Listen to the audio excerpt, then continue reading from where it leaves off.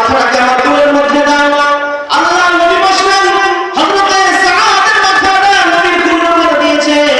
আল্লাহ নবী হযরতে সাআদ রাদিয়াল্লাহু তাআলা মুরগার হাতে দিয়েছে, কোরআন হাতে দিয়েছে। হযরতে সাআদ নবী আদর করতেছে। আল্লাহ নবী বলতেছে, সাআদ তোমাকে পাঠাইলাম বিবাহ করার জন্য, তুমি বিবাহ না করে আমার মহব্বতে তোমার জীবন দিয়ে দিছো। এমন সময় আল্লাহ রাসূল সাল্লাল্লাহু আলাইহি ওয়াসাল্লাম একবার আকাশের দিকে তাকায়, আরেকবার হযরতে সাআদের চেহারার দিকে তাকায়, মুস্কি হাসে। আবার আকাশের দিকে তাকায়, আবার হযরতে সাআদের চেহারার দিকে তাকায়, মুস্কি হাসে। সাহাবা জিজ্ঞাসা করলেন, ইয়া রাসূলুল্লাহ, ইয়া হাবিবাল্লাহ, আপনি কেন আকাশের দিকে তাকান, আবার হযরতে সাআদের চেহারার দিকে তাকান আর মুস্কি হাসেন? আল্লাহ নবী বললেন, ও আমার সাহাবীরা, আমি হযরতে সাআদের দিকে তাকাই, আবার আকাশের দিকে তাকাই। আমি আকাশের দিকে তাকায় দেখি এই সাআদ আমার জন্য রণাঙ্গন ময়দানে নিজের জীবন দিয়ে শহীদ হয়েছে। আমি তাকে পাঠাইছিলাম বিবাহ করার জন্য, বিবাহ করে নাই, বছর করে নাই, নিজের স্ত্রীর কাছে যায় না। আমি নবীর প্রেম ভালোবাসা তার দিলের ভিতরে এত বেশি, নিজের জীবন দিয়ে দিছে। আমি আকাশের দিকে তাকায় দেখি একজন দুইজন হাজার হাজার করে ইমান হযরতে সাআদকে বরণ করার জন্য নেমে আসছে। আল্লাহ বলে একদিন দেখে বলতেছেন, এ সাআদ তুমি কি বিবাহ করবা না? হযরতে সাআদ রাদিয়াল্লাহু তাআলা বলেন, ইয়া রাসূলুল্লাহ, ইয়া হাবিবাল্লাহ, মনে চাই বিবাহ করতে, কিন্তু বিবাহ করার জন্য যে যোগ্যতা থাকার দরকার তা তো আমার নাই। আমার টাকা নাই, পয়সা নাই, বাড়িঘর নাই, চালচুলা নাই, কোনো কিছুই নাই। আমার মতো এরকম দরিদ্র মানুষের কাছে কে তার মেয়ে বিবাহ দিবে? দেখতে আমি অসচ্ছল, কেবল লেখাপড়া জানি না, কোনো কিছু জানি না, কে আমার কাছে তার মেয়ে বিবাহ দিবে? আল্লাহ নবী বললেন, সাআদ এদিকে আসো, এদিকে আসো। আল্লাহ নবী সাআদকে ডাকলেন, একটা কাগজের মধ্যে চিঠি লিখে সাআদকে বললেন, সাআদ এই চিঠিটা নিয়ে তুমি আমার অমুক সাহাবীর কাছে দিবা। সাআদ জিজ্ঞাসা করলেন, ইয়া রাসূলুল্লাহ, চিঠির মধ্যে কি আছে? আল্লাহ নবী বলেন, সাআদ এই চিঠির মধ্যে এমন একটা মেয়ের জন্য আমি তোমার প্রস্তাব দিয়েছি, যে মেয়ে মক্কার সবচাইতে সুন্দর এবং সম্ভ্রান্ত পরিবারের মেয়ে। সাআদ রাদিয়াল্লাহু তাআলা আমাকে বললেন, এ সাআদ, যাকে মক্কার পৌরে দিমান হয়, সেই মেয়ের বাবার কাছে আমি প্রস্তাব দিয়েছি, যাও যাও নিয়ে যাও। হযরতে সাআদ এই চিঠিটা নিয়ে মনের খুশিতে দৌড়ে যেতে লাগলো। দৌড়ে এসে সাহাবী তাদের কাছে গিয়ে দরজার ভিতরে বাধা করলো। বেথর থেকে জিজ্ঞাসা করলো, কে এসেছো? আমি সাআদ, আমি পাঠাইছেন। ওই সাহাবী মনে মনে করে দেখে হযরতে সাআদ জিজ্ঞাসা করে, সাআদ কেন এসেছো? হযরতে সাআদ রাদিয়াল্লাহু তাআলা চিঠিটা ওই সাহাবীর হাতে দিলেন। চিঠি খোলার পরে তাকে দেখেন সর্বকালের সর্বশ্রেষ্ঠ মহামানব, কোন কায়নাতের নবী, আখির নবী, নবী মুহাম্মদ সাল্লাল্লাহু আলাইহি ওয়াসাল্লাম তার মেয়ের বিদায় প্রস্তাব দিয়েছে। সুবহানাল্লাহ। আল্লাহ নবী লিখেছেন, ও আমার সাহাবী, আমার পক্ষ থেকে তোমার কাছে প্রস্তাব দিলাম, এই যে আমার সাহাবী সাআদ, তার কাছে তুমি তোমার মেয়েকে বিবাহ দিয়ে দাও, যদি তোমার আপত্তি না থাকে। এবার ওই সাহাবী একবার চিঠির দিকে তাকায়, আরেকবার হযরতে সাআদের দিকে তাকায়, আরেকবার চিঠির দিকে তাকায়, আরেকবার সাআদের চেহারার দিকে তাকায়। চিন্তা করতেছেন, সাআদ দেখতে ভালো না, টাকা পয়সা নাই, সম্পদ নাই, বাড়িঘর নাই, কোনো কিছুই নাই। আমার এই হলো মক্কার সবচেয়ে সুন্দরী, আমি হলো মক্কার সম্মানিত ব্যক্তি। সব আমার ইচ্ছা থাকে তার মেয়েটাকে ভালো একটা উপযুক্ত ছেলের হাতে তুলে দেবে, এই চিন্তা করে আল্লাহ নবীর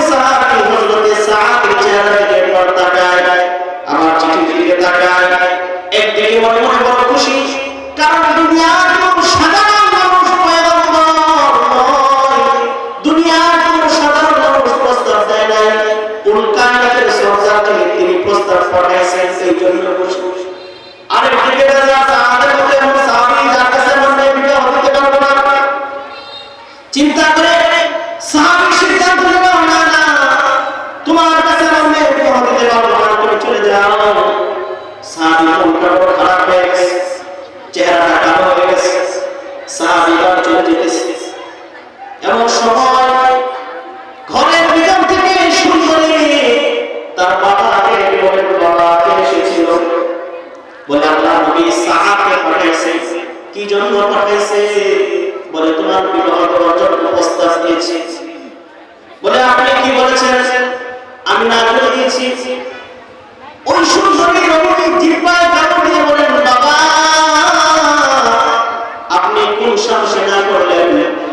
কে এসেছে বিবাহ করার জন্য সেটা বড় বিষয় নয়, বরং কে পাঠাইলো সেটা দেখার বিষয়।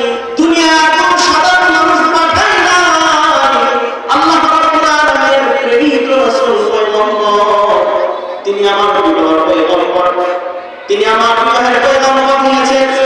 বাবা আপনি আপনার ওই সাথীকে ডাকেন, সাআদকে ডেকে বলেন আমি আমার মেয়েকে তোমার কাছে বিবাহ দিতে রাজি আছি। এবার ওই সাহাবী বলল, কি বলো তুমি রাজি আছো? বলে হ্যাঁ। বলে ঠিক আছে। এবার সাহাবী ডাকলো, সাহাবী কে আসো। হযরত সাহাবী বলে চিন্তা করতেছেন আবার কি জন্য ডাকলো, অপমান করবে নাকি? হযরত সাহাবী রাদিয়াল্লাহু তাআলা যখন আসলেন, সাহাবী বলতেছেন আল্লাহ রাসূল যেহেতু পাঠাইছে এখানে তো অপমান করা যায় না, আমার মেয়ে রাজি আছে, তোমার কি আমার মেয়েকে বিবাহ করতে কোনো আপত্তি আছে কিনা?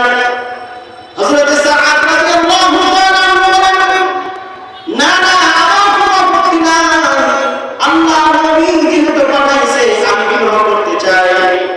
বলে ঠিক আছে, নবীর কাছে গিয়ে বলবা আমি রাজি আছি। হযরত সাআদ রাদিয়াল্লাহু তাআলা আবার খুশি হয়ে গেল, দৌড়াইতে লাগলো, দৌড়াইতে দৌড়াইতে নবীর বাড়ির কাছে যখন চলে যাবে এমন সময় সাহাবীর সাথে সাক্ষাৎ হয়। এক সাহাবী জিজ্ঞাসা করে, সাআদ কি জন্য দৌড়াইতেছো? কি জন্য এমন তুমি তাড়াহুড়ো করে দৌড়াইতেছো? কারণ কি? হযরত সাআদের কথা বলার সময় না, মক্কার সবচেয়ে সুন্দরী মেয়ের সাথে আমার বিবাহ হবে, তার বাবা রাজি হয়েছে, আমি নবীর কাছে যাইতেছি জানার জন্য। আল্লাহ নবীর কাছে যাওয়ার পর নবী জিজ্ঞাসা করে, সাআদ কি হয়েছে বলো? তুমি কি প্রস্তাব নিয়ে গিয়েছিলা? বলে হ্যাঁ নবী আমি গিয়েছিলাম। বলে কি বলেছে? ইয়া রাসূলুল্লাহ ইয়া হাবিবাল্লাহ, আপনার প্রস্তাব প্রত্যাখ্যান করবে পৃথিবীর মধ্যে এমন কোন মানুষ আছে? নবী গো আপনি যে প্রস্তাব দিয়েছেন ওই মেয়ের বাবা তো রাজি আছে। আল্লাহ নবী মুস্কি হাসলেন, হেসে বললেন ঠিক আছে যাও বিবাহের জন্য প্রস্তুতি গ্রহণ করো। হযরত সাআদ বলতেছেন, নবী গো আমি যে বিবাহ করব টাকা কোথায় পাবো? বাড়ি নাই, ঘর নাই, কোনো কিছুই নাই। আল্লাহ নবী বললেন ঠিক আছে কাগজ দাও, আরেকটা চিঠি লিখলেন। চিঠিটা হযরত সাআদের হাতে দিয়ে বললেন এই চিঠিটা নিয়ে যাও আমার জামাই হযরত ওসমানের কাছে। বলেন সুবহানাল্লাহ, আরেকটা আস্তে বলেন সুবহানাল্লাহ। চিঠিটা দিয়ে বললেন আমার জামাই হযরত ওসমানের কাছে চলে যাবা, গিয়ে বলবা এই চিঠি নবী পাঠাইছেন, নবী দিয়েছেন। এবার হযরত সাআদ চিঠিটা নিয়ে হযরত ওসমানের কাছে দিল। হযরত ওসমান চিঠিগুলো রেখে আল্লাহ নবী হযরত ওসমানকে বললেন, ওসমান এই সাআদের বিবাহের জন্য যত টাকা প্রয়োজন সব তুমি দিয়ে দাও। সুবহানাল্লাহ। হযরত ওসমান মুস্কি হাসলেন, মুস্কি হেসে বললেন বিবাহ করবা? বলে হ্যাঁ নবী প্রস্তাব দিয়েছে। হযরত সাআদকে ওসমান রাদিয়াল্লাহু তাআলা কিছু দিনার দিয়ে দিল, বলল ঠিক আছে বাজারে যাও, এবার প্রস্তুতি নাও। হযরত সাআদ বাজারে চলে গেছে বিবাহের জন্য। হযরত সাআদ রাদিয়াল্লাহু তাআলা কেনাকাটা শুরু করলো। এমন সময় এক সাহাবী বাজারে এসে ডাকতেছেন, বলতেছেন ও নবীর সাহাবীরা শোনো শোনো, আল্লাহ নবী তোমাদের সকলকে যুদ্ধের জন্য যাইতে বলছে। যুদ্ধের জন্য আল্লাহ নবী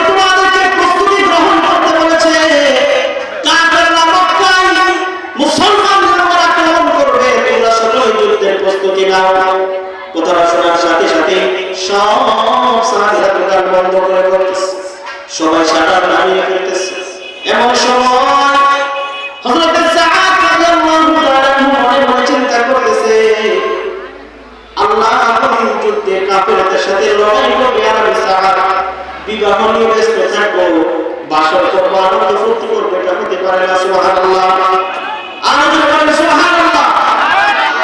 হযরত সাআদ চিন্তা করলো,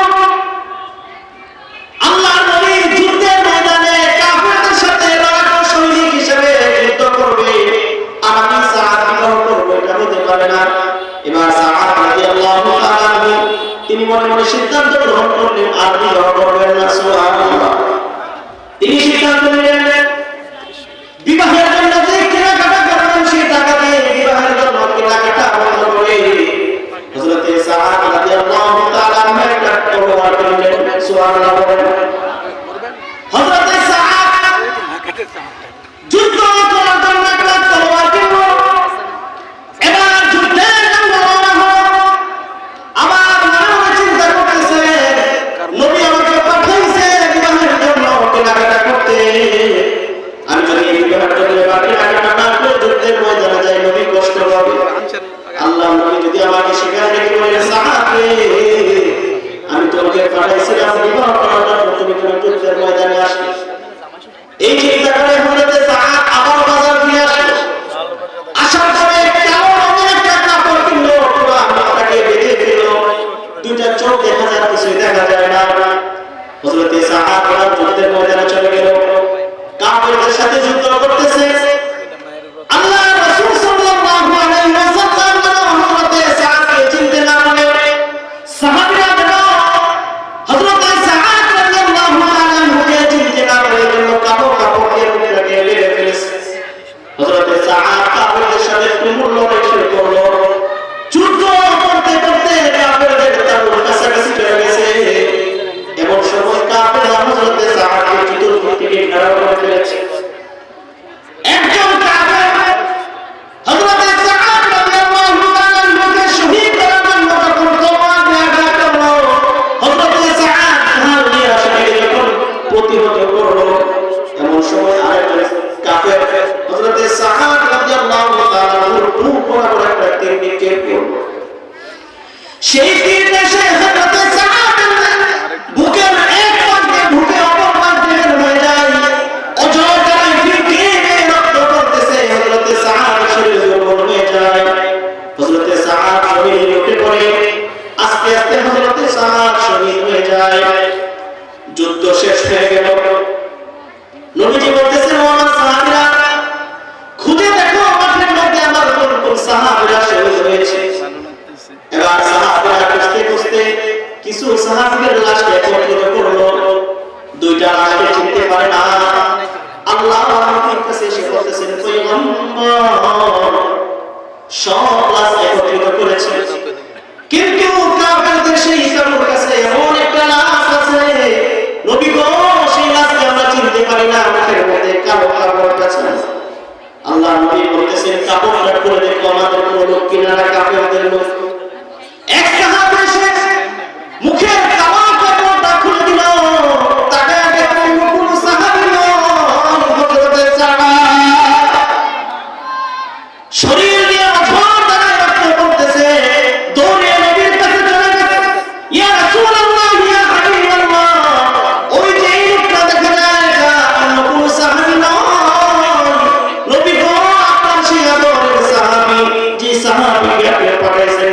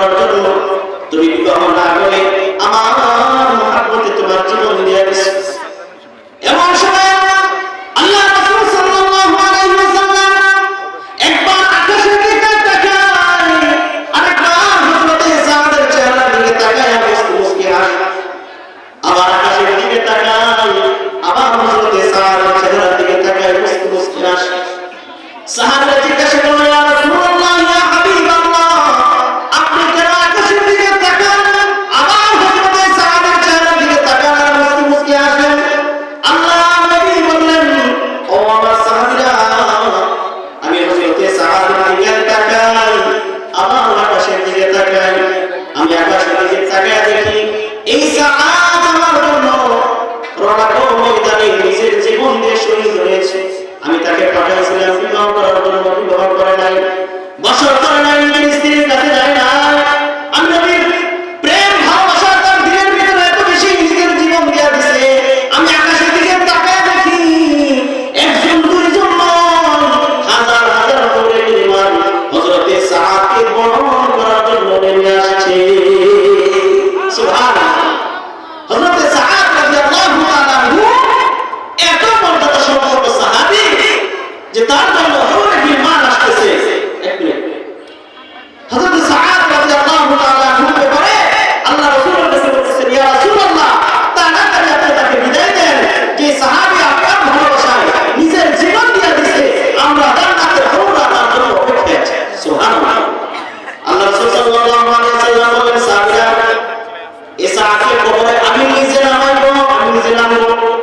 আল্লাহ নবী নিজে কবরে নামলেন। হযরত সাআদকে নিজ হাতে কবরে শোয়ালেন। সাহাবা আশ্চর্য হয়ে গেছে, ইয়া রাসূলুল্লাহ, ইয়া হাবিবাল্লাহ, আমার বড় আফসোস হয়, বড় কষ্ট হয়। নবী বলেন, কি জন্য? বলে, ইয়া রাসূলুল্লাহ, আজকে আফসোস করে বলতে হয়, এই সাআদের জায়গায় যদি সাআদ না থেকে আমরা থাকতাম তাহলে কত সৌভাগ্যবান কথা। সুবহানাল্লাহ। এই সাআদের জায়গায় যদি আমরা থাকতাম, নিজের জীবনকে ধন্য মনে করতাম যে নবী নিজ হাতে আমাদেরকে কবরে নামিয়েছে এবং দাফন করেছে। এত মায়া মহব্বত ভক্তি শ্রদ্ধা সাহাবীদের ভিতরে ছিল নবীর প্রতি। সেই মায়া মহব্বত ভক্তি শ্রদ্ধা আমাদের দরকার আছে না? একটু আস্তে করে বলেন।